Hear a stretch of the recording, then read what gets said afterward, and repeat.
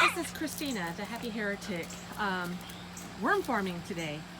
I did a harvest of my 55-gallon African Nightcrawler bin.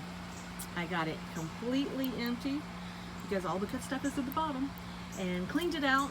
I've got a little bit of water in the bottom. I'm making sure it doesn't leak before I move it.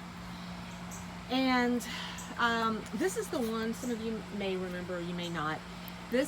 My two 55-gallon bins got flooded in spring, so I didn't get to harvest it because they were disgusting, and it took those worms forever, bless their hearts, to get it all cleaned out. It went anaerobic. So this is what remained, and all the worms are in here.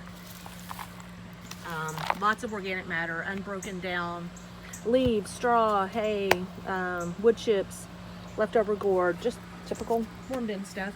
And like I said, I just sifted, and all the undecomposed matter went in there.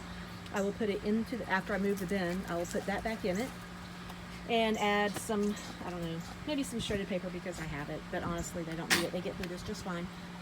And this was the result. I sifted, I'm not sure what gauge this is.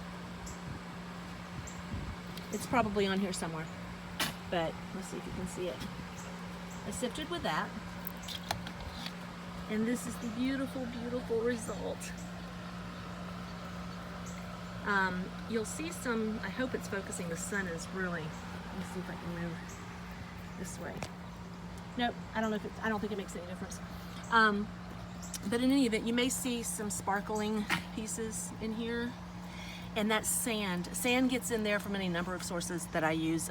Anything from sand to, not much though, to my compost, to potting soil, to black cow, which almost always makes its way into my worm bin somehow or another. And the great thing is, it makes it really, really light and easy to get through for my seedlings.